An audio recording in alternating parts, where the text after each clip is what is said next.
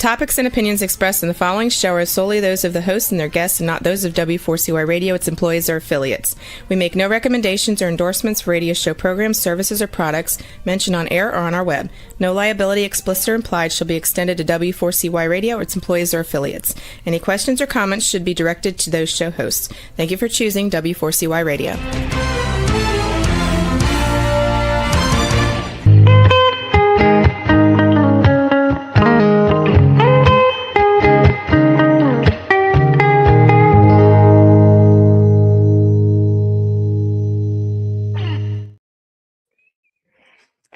Hello and welcome to the new episode of Mindfulness in Action. My name is Dalida Turkovic, and today I have a very special guest. The title of the episode is called Compassion Under Pressure. So we've been talking a lot about pressure lately. I think the topic is really important, and just giving different angles to how we bring mindfulness at times like this when it's not environment that is really protecting us from difficulties, but rather than navigating life and applying it in life. So Chris Germer is a clinical psychologist and lecturer on psychiatry at Harvard Medical School. He co-developed the Mindful Self-Compassion program with Christine Neff in 2010. And MSC has been taught now to over 250,000 people across the globe. Also, Christine Neff and Chris Germer co-authored 2 books on mindful self-compassion, the Mindful Self-Compassion Workbook and Teaching the Mindful Self-Compassion Program. Chris Germer has also written the book on psychotherapy, The Mindful Path to Self-Compassion, or actually co-edited books on psychotherapy and how compassion is applied in that. He's also my teacher. I have done the first program as on my path of being certified mindful self-compassion teacher with him. And I'm really honored and that he's so approachable and so willing to contribute to spreading the wisdom of mindful self-compassion. So, Chris. Thanks, Dalida. I'm delighted to have this conversation. Yes, welcome. And it is, when we were talking about this show, this episode, you mentioned that often people really interview you on the program, Mindful Self-Compassion specifically. And there's so many of your presentations available on your website, on Mindful Self-Compassion or Center of Mindful Self-Compassion website as well, your meditations. But today I would really like to have the angle on working with compassion in psychotherapy and in general, really to hear what is your take on how has the world changed since you started your journey in bringing compassion into your work of psychotherapy as well, and teaching the program and also teaching students.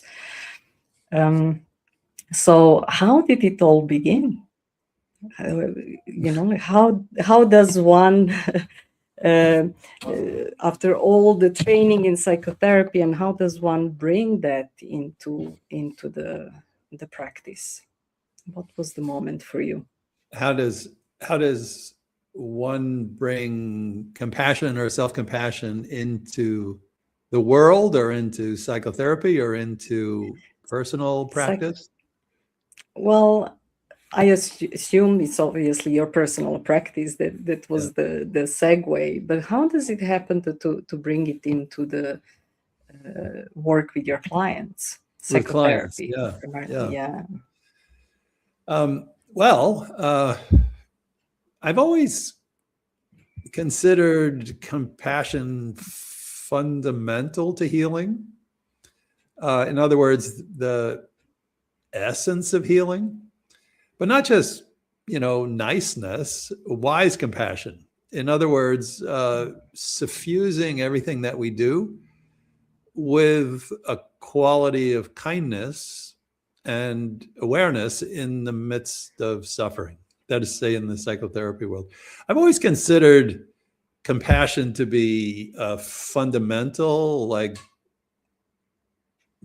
the most important medicine in the face of suffering, and also innate. And I think I learned this from my mother. You know, she was a very compassionate person, and you know, it was just always a part of my upbringing. So when it comes to so then it was interesting, you know, like, how do we bring this into the psychotherapy field? I can tell you, Dalida, this is a funny story for me anyway, when I think about it. Well, when I went to graduate school in clinical psychology in 1978, our very first seminar, there were 14 students, and there was a professor at the end of the table, and he said, "So, what is the most important thing in psychotherapy?" You know, this was like the first question on the first day in the first seminar. And nobody said a word. So I thought, well, I'll try to be helpful. And I raised my hand. I said, love. He says, no. And I thought, you know, I became small. And he says, truth. And I thought, what? And then he went on to say, you know, we can't just be nice. We have to also be honest and so forth. And of course, he had a point. But I obviously never forgot that. You know, it's almost 50 years later. I still remember it.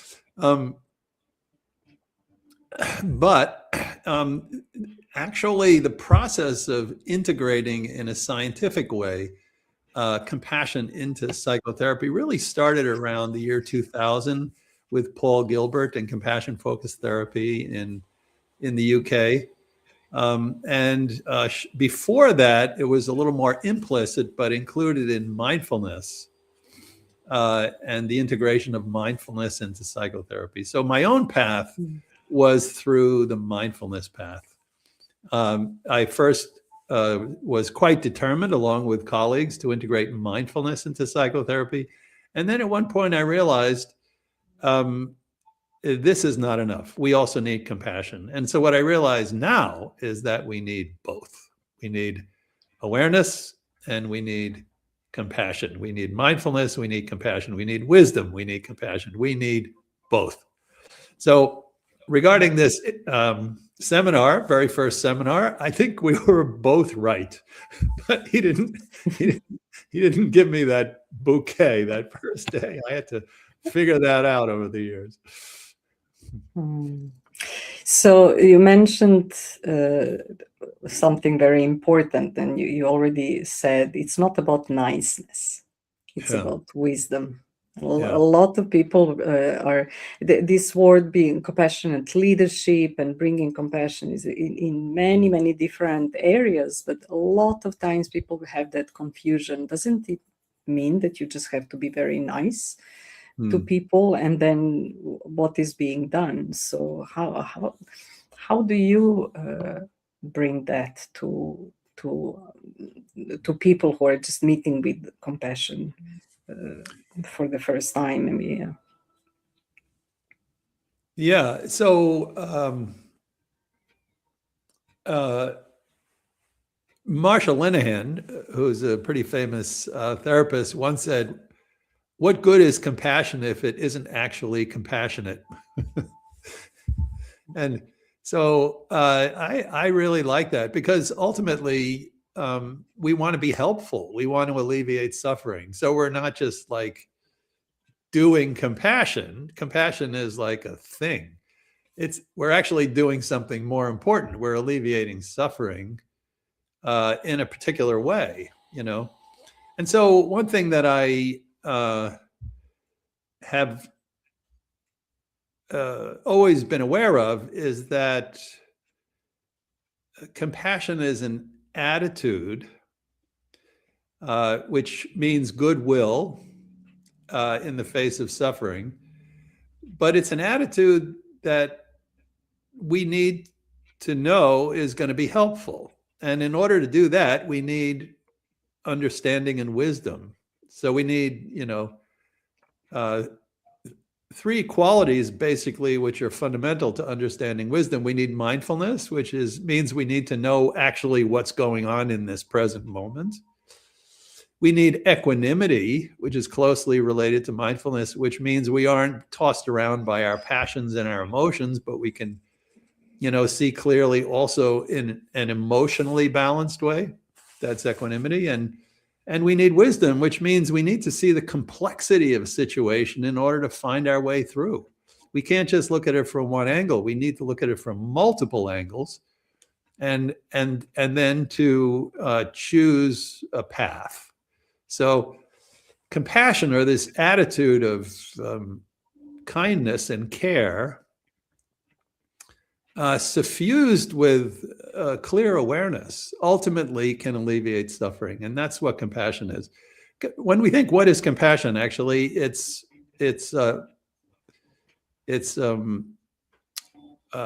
suffering plus love. We say when love meets suffering and stays loving, that's compassion. So it's, often when love meets suffering, it loses the love factor. It turns into distress, or it turns into fear or disgust, or something. No more love. So then we just have, suffering plus disgust. But if we stay loving in the midst of suffering, that's compassion. So we need that quality of warmth, of kindness, of care. This is a positive emotion. In other words, ultimately, suffering, when it's mixed with love, is a positive experience, if you can imagine such a thing. Actually, we've all had that experience. So what does it take to generate that quality of mind and to bring it into action in the world? It takes a lot of goodwill, and it takes a lot of wisdom.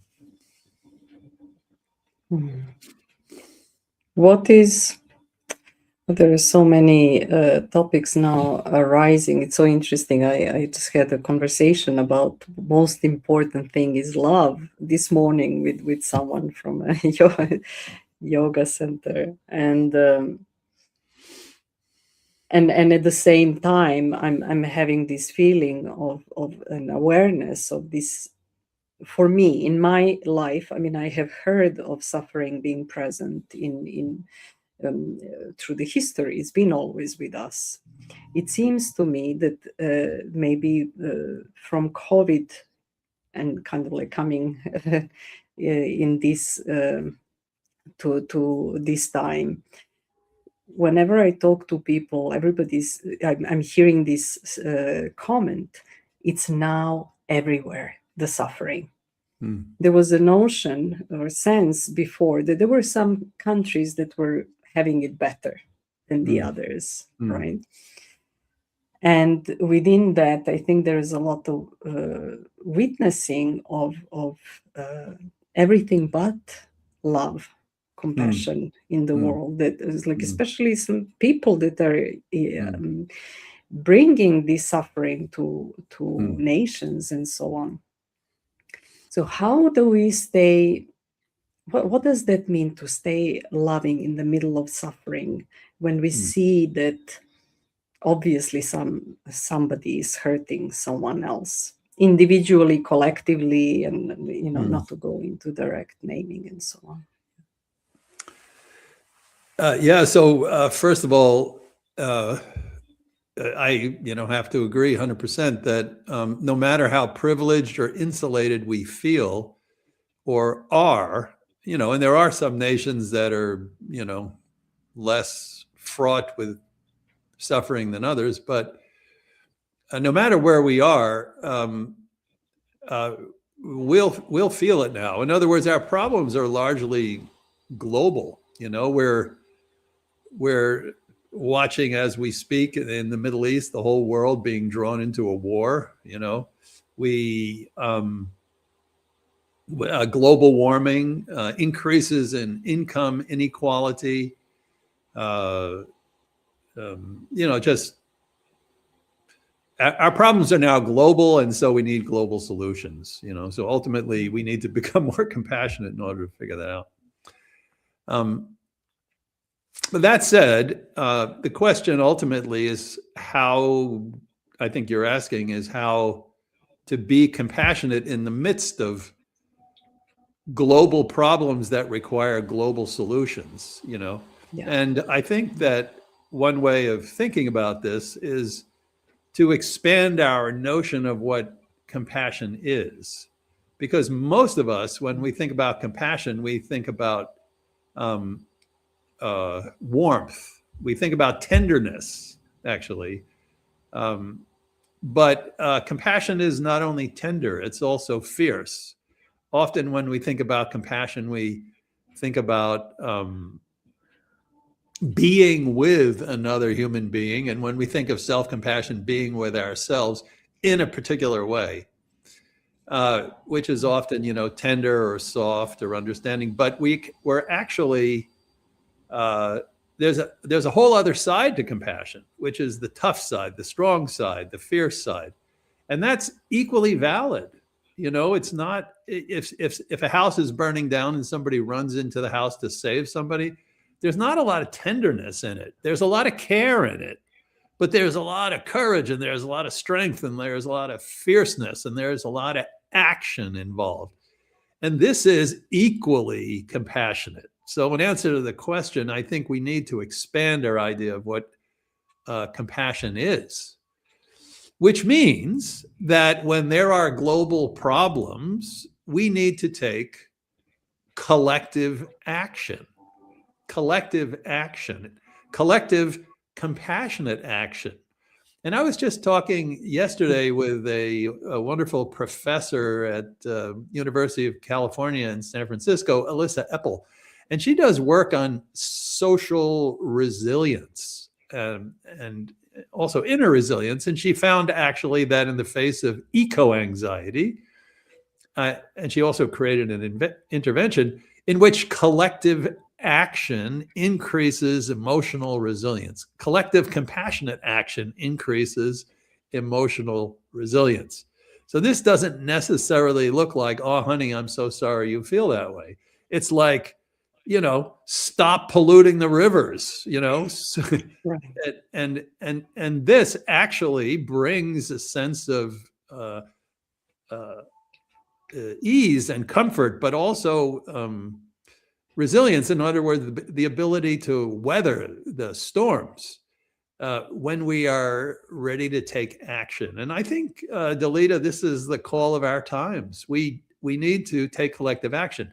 That said, in order to take collective action and sustain collective action, we also need tender compassion. We also need to care for our wounded hearts.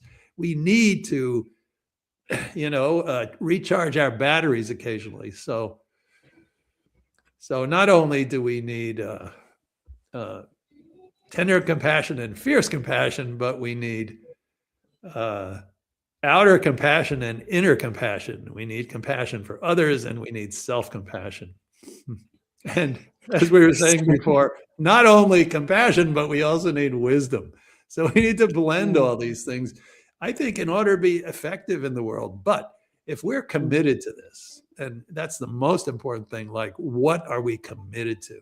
If we're committed to bringing more compassion into the world, then all these things that I'm talking about now just become natural aspects of a life. Yeah, it's somehow it feels like it's a long journey. I'm also hearing that with the changes, there are some communities that are realizing they can't function anymore. The pressure is too much. It doesn't matter that they are bringing tenderness or care or really desire to do something. There's like a bit of systemic pressure that is resisting that presence. And so what I'm understanding is that is the time to come back to self and strengthen, heal, be compassionate, and not be too impatient to make change. right? Like it feels like the world is calling for urgency. And compassion, I feel, that has a much subtle and longer term effect. And so how to be in that space when it seems that we are called for urgent action, and mindfulness is everything but Yeah. in a Well, way. I think you said it, if we're going to be active in the world, that's there's a certain expenditure of energy involved.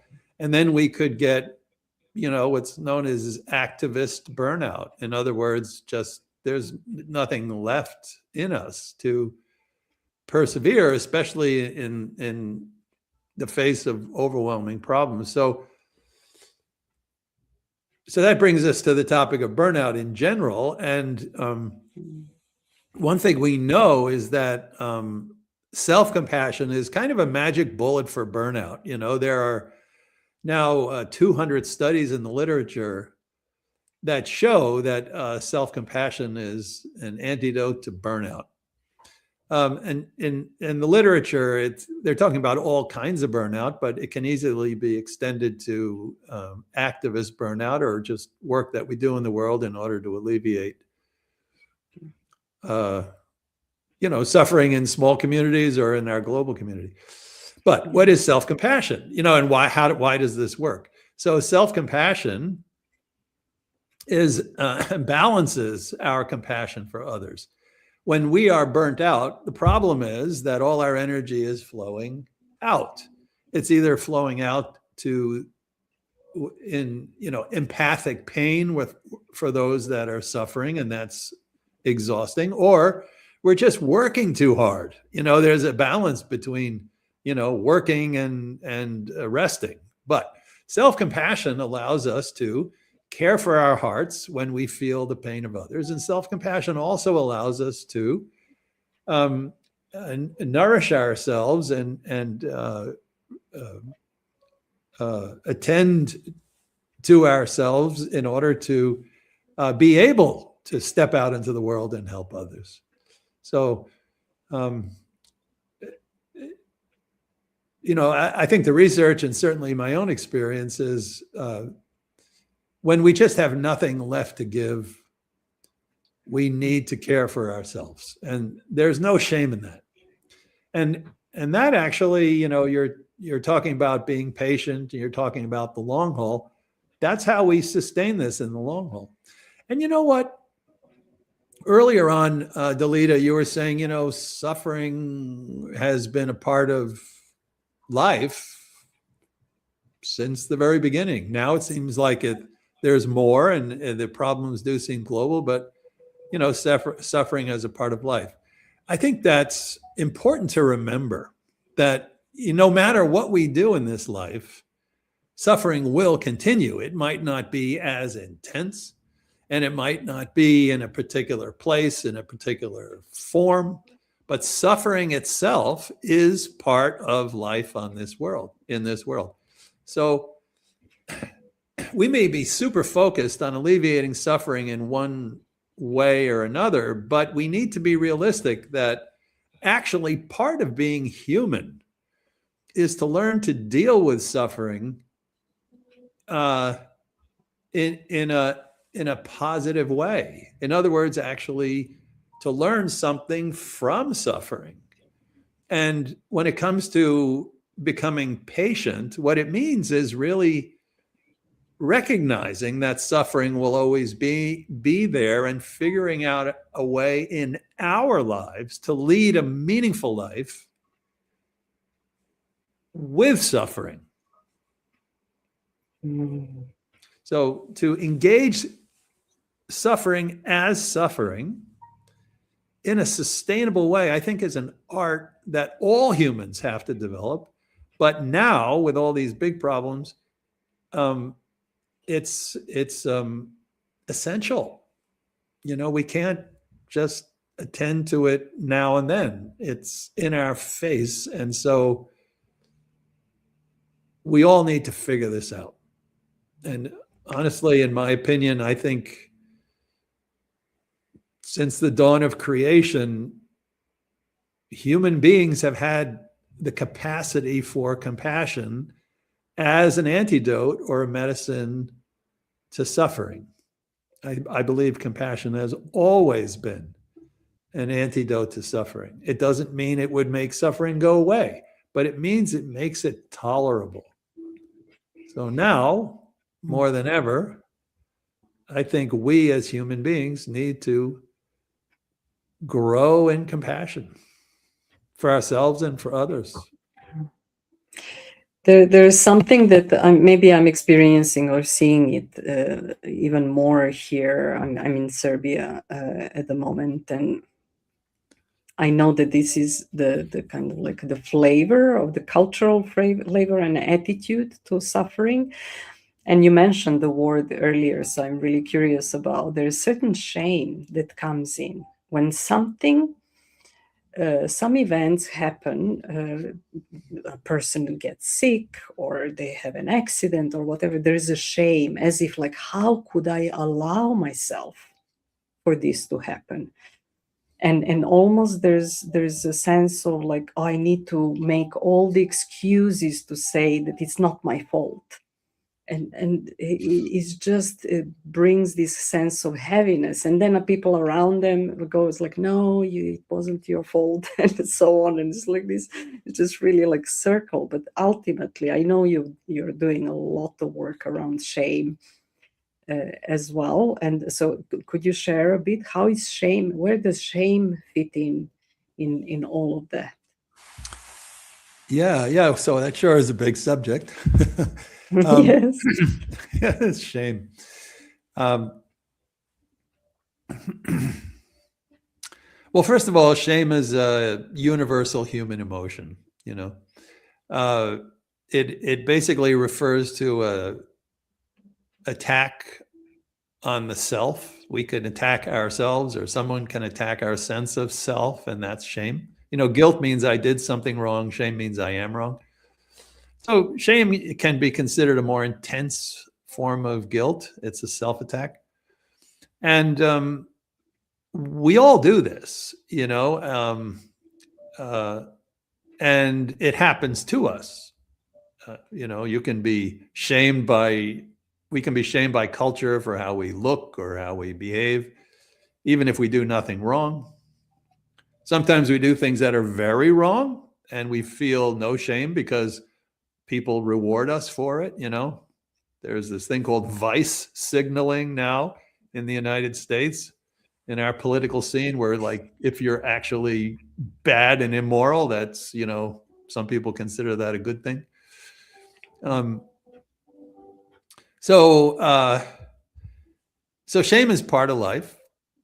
It's an attack on the self. It usually is the result of being devalued. But when we feel really bad, no matter what the cause, at some point we start to question ourselves and think, I am bad. And when we say I am bad, we are now in the territory of shame. And so any situation in our lives, even if we didn't contribute to it, can result in shame if it gets intense enough. There's that. The other thing is that our global problems mean we're involved. Like if I get on an airplane, I'm contributing to global warming. If I am comfortable in my home in the winter because I'm burning natural gas, I'm contributing to the problem. If I invest in the stock market and companies that I'm investing in are, heavily engaged in the political system that is skewed against people in need, I'm involved. I'm actually part of the problem. So there's that side. Then there's the other side of global problems, which is when we are disenfranchised, when we are marginalized. And any group or person that is systemically disenfranchised or marginalized. In other words, gets messages from the culture that, you know, you don't belong, or you are unworthy, or don't have no value. Eventually, you know, that gets internalized and we feel shame. So the bottom line is, when we have global problems, we are either perpetrators or victims, and both of those conditions lead to shame. The dilemma with shame is that when we feel shame, shame is actually, guilt is known as a pro-social emotion. When we feel guilt, which means I did something wrong, we usually are motivated to correct or repair. When we feel shame, in other words, I am wrong, we actually shut down. And we don't, the last thing we want to do is to face it or face others or solve the problem. So the problem with shame is that actually immobilizes us. It makes us unable and unwilling to confront the problem. So when we have global problems and we experience shame about these problems, we are actually less likely to do anything about it. And also, when we feel shame, we get sort of wrapped up in a tiny little ball and we cannot see outside of ourselves. In other words, the possibility of wisdom is zero, because we don't see anything beyond our own suffering, you know? So how are we going to engage in the world and deal with these larger problems when we feel shame? The answer is not possible. So we need an antidote. We need somehow to wriggle out of this cocoon of shame. And how do we do this? This is ultimately compassion, you know, compassion for ourselves because we are feeling shame. And, you know, so, but then the next question is, well, how can you possibly be compassionate toward yourself when you feel shame? Because shame means you're a bad person, therefore you don't deserve compassion. That's true. But there's a certain magic to it, and it actually works. It's actually possible to be compassionate toward ourselves in the midst of shame and then wriggle out of shame. And ultimately then be, you know, a functioning member of society who can potentially do something to alleviate suffering. And it comes back to also awareness of that. So it's not easy to catch shame in a way, unless we get educated and attend your programs and really learn about shame. And it was such a eye-opening when I was listening to these paradoxes of shame and how, like, it's actually hiding, right? So how easy you're saying is we can do that for ourselves, but what about the community? What about others holding space? How important is it at this moment also for us to get together as well? And although there's a lot of like, yeah, we can do self-compassion, and there's so many apps and so many these in a way understanding, then I can just do the practice on my own. I'm sitting and meditating and I'm just doing everything by myself. But is that enough? I think we know it isn't, don't we, Dalida? Yeah. Yes. Right. So, so what is compassion? In Kristen Neff's 3-component model of self-compassion or compassion for others, there's mindfulness, which is a clear awareness of what's going on, and especially when we're suffering. There's kindness, which is the quality of care. And then there's common humanity. So in order to be compassionate with another person or with ourselves, we actually need to not just know that we're suffering, but we actually need to feel it. And so when another person is suffering, if I can see a person suffering, but I don't feel it, then I'm not motivated to do anything about it, So we need this quality of common humanity. We need actually to know that our well-being is inseparable from the well-being of others. If I remember once I was in Calcutta staying at a 5-star hotel, and I walked out of the main door and there was literally an entire block of beggars left and right on the road going out of this hotel, very neatly organized in lines, but it was impossible for me to enjoy the experience of being in Calcutta, living in a 5-star hotel when, there are, streets full of starving, partly dismembered people, not getting care and relying on me for, some meager support. Bottom line, this is just an example. Bottom line is when other people are suffering, if somebody is hurting in their heart, we'll feel it. It's our pain. So we need actually the sense of common humanity with compassion. In other words, not just empathy. I feel your pain, but I also want to do something about it. But in order to do that, we actually need to be in a collective. We need to be in a community. We need to work together. And this is the brilliance of Alyssa Eppel's work, which is not just action, but collective action. The sense of community working toward a common goal is not only effective for others, but it's also effective for ourselves. The other thing about compassion, which is quite interesting, is that it's contagious. Definitely one person being compassionate is a good thing and can be effective. But when we are compassionate in a community or in a collective, we'll actually inspire compassion in the other people in the community. And then when we go out into the world and, plant seeds of compassion or, drop in a pebble into the pond and create ripples of compassion, it does radiate out. There's a emotion called upliftment.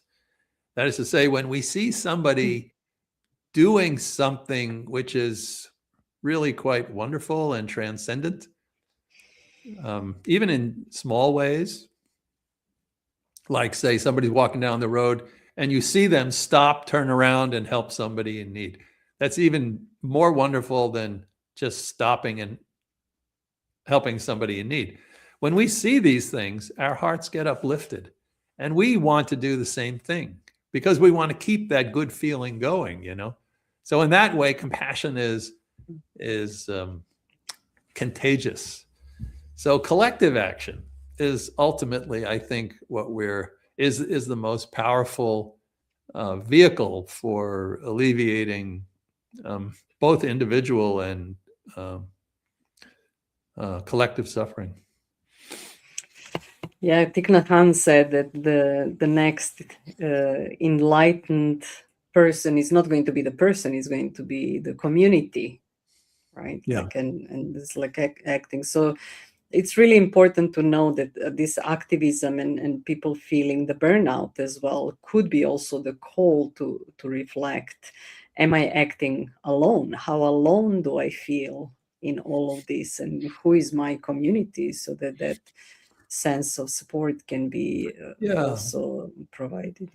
Yeah, that's such a good point. Yeah, when we feel burnt out, it doesn't necessarily mean now I need to recharge my batteries. It might be like, where are my people? Yes. Yeah.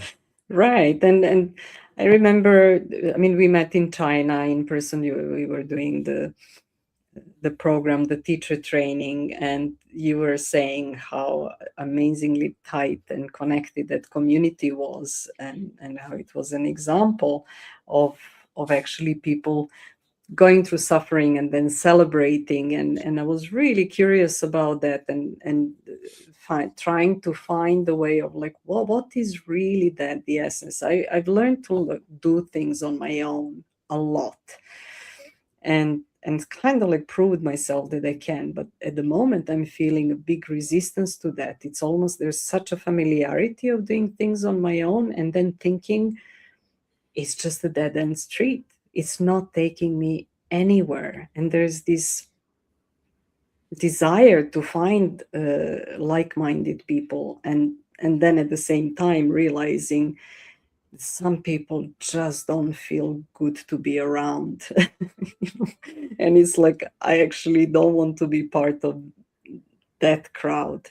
So I believe that is also like in compassion in action, let's say. Yeah. Is like making these wise choices where our community really is, and where are we welcome.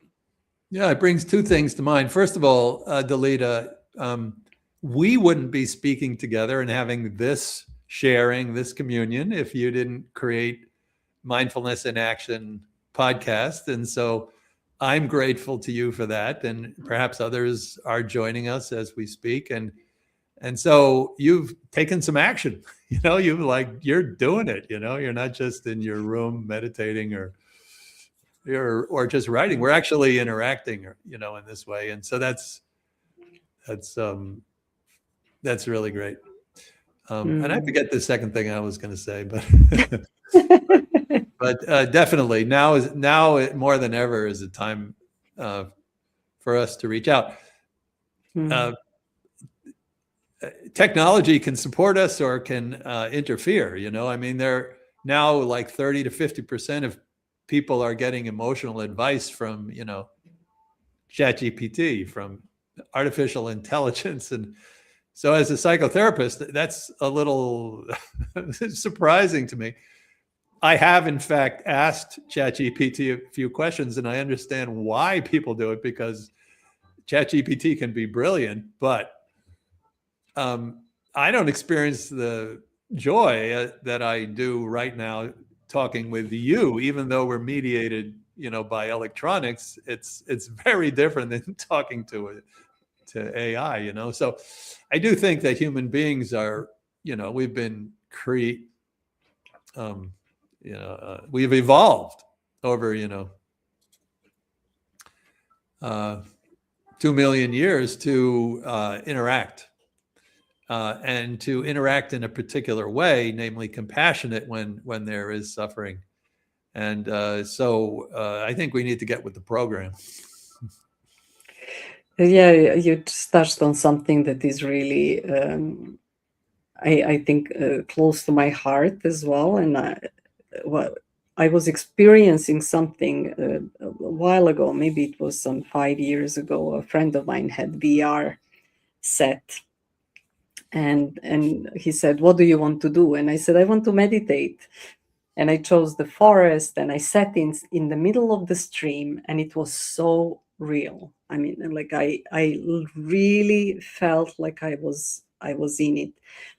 But the moment I took that VR set off and went outside, I felt exhausted. It was not nourishing, just like I would sit in the forest, and like real forest. And you're touching now on something that I'm really curious about as well, and that's the whole companionship of artificial intelligence. The right word, right?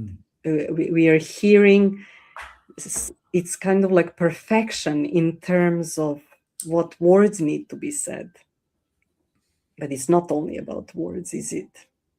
There's so much more than saying the right thing at the right time, because we can sit in silence and be completely nourished. But with AI, we can sit in silence and nothing happens. So when you say the right words, you mean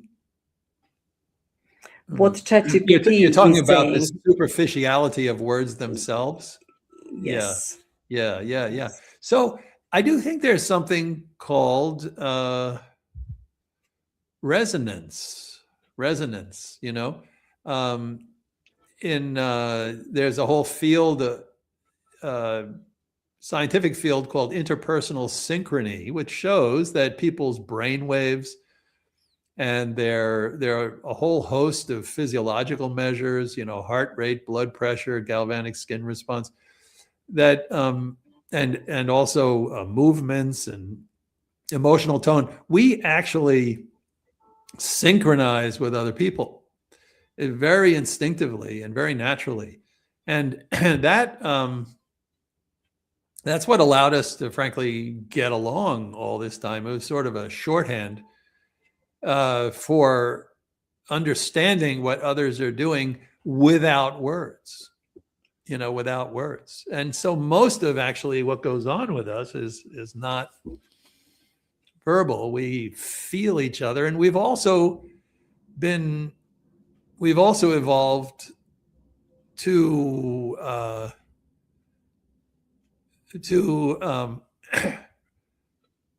like to feel each other. That's called compassion and connection. So this is I guess the funny thing is, this is a invisible but essential part of human nature. So what we're learning now from the research, anyway, as if we needed research to show us this, is that right now we have an epidemic of loneliness, and at least according to that Harvard study that many people are talking about, connection is the most important thing, both for happiness and for longevity. Connection, the quality of our connections. So connection is invisible, but it is essential. And in our lives, often the things that are not visible are the most important things in our lives. Like, we all wish to be loved. Love you cannot see. You can see expressions of love, but you can't see love itself.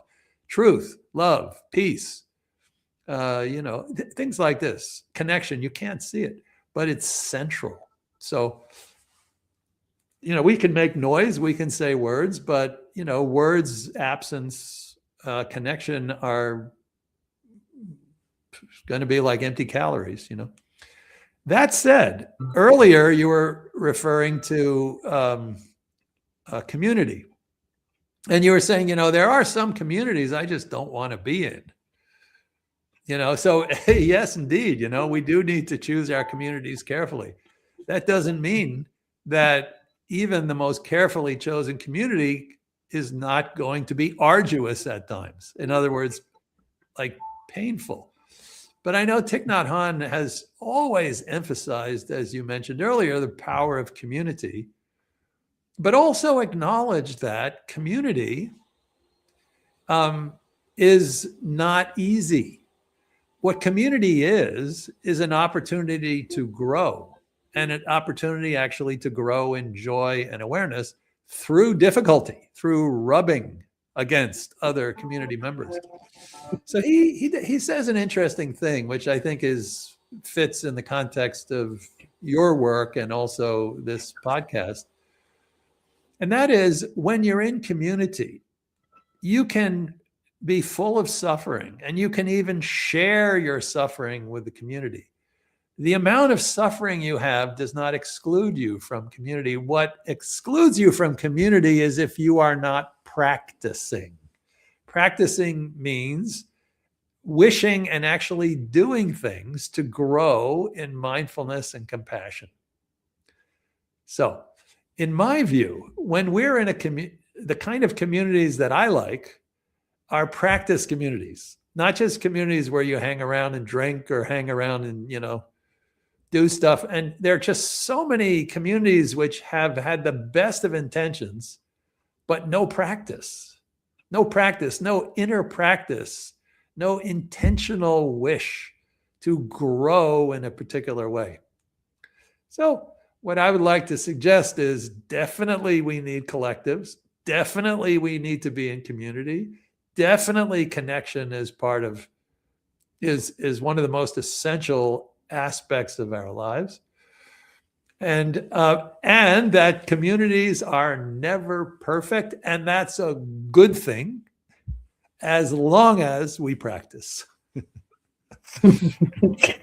Coming back again, even if we do become part of loving community, suffering is still present. We cannot avoid it. And that can be an illusion, right? Like that we get all these elements and then we are suddenly completely protected and nothing ever goes wrong. It's our fantasy that we will find such a physical place in the world where we're protected and nothing ever goes wrong. Unfortunately, most of us think that comfort is the goal of life, physical comfort, like if I had this house and this partner and this food and this location and this vacation and this, and this, then everything would be great. And what we know is that people who seem to have everything are happy. Often people who have very little are happier. But what it makes the difference? In my view, what makes the difference is our relationship to suffering itself. There's a saying in India, what do you want to do? Cover the whole earth with leather, or do you want to put leather on your feet and then walk the earth? Like putting leather on our feet, basically learning how to relate to suffering, learning how to relate to rocks and pebbles and stones and glass on the way, is actually a better plan, because we can't control life, but we can control our relationship to life, And what that means ultimately is control our relationship to the suffering in life.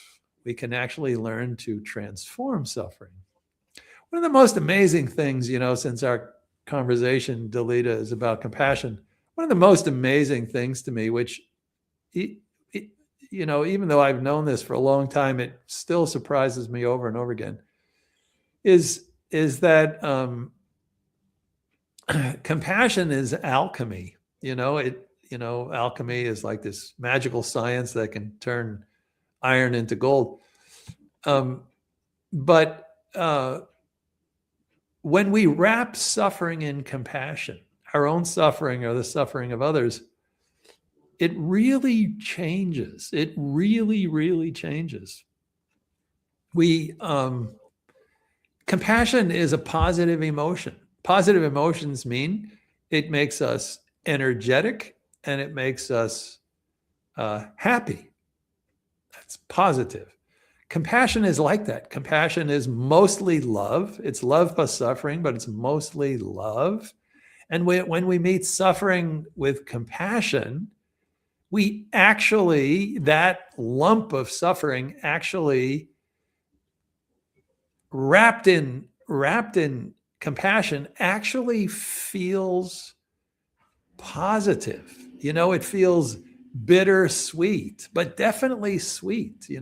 It's like dark chocolate, it's bittersweet. It's actually different.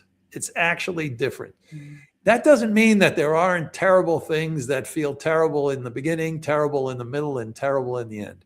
But what it means is that when we are able to really hold and wrap that thing in compassion, it changes. And when we're in the midst of suffering, we can't imagine this is true. But when we do it, or when we get it, when other people come into our lives and just give us the compassion that we need, our suffering is so much easier, So even though I've been in this field of compassion for so long, I continue to this day to be amazed at the alchemy of compassion, how it can actually transform the experience of suffering into something good. Chris, I feel like I need to give myself some compassion, because we need to close our time together, because obviously and you're mentioning there's so much to share. And I invite everyone who is listening to just go on your website, just to Google your name to see what your work is up to regarding on whenever they're going to listen to this podcast, and also the wonderful work of the Center of Mindful Self-Compassion. Thank you so much for all your wisdom. and all the work that you're doing. It certainly changed my life completely. And I'm obviously still learning, and you gave so much guidance on where we go next. So my name is Dalida Turkovic. This is Mindfulness in Action. See you next time.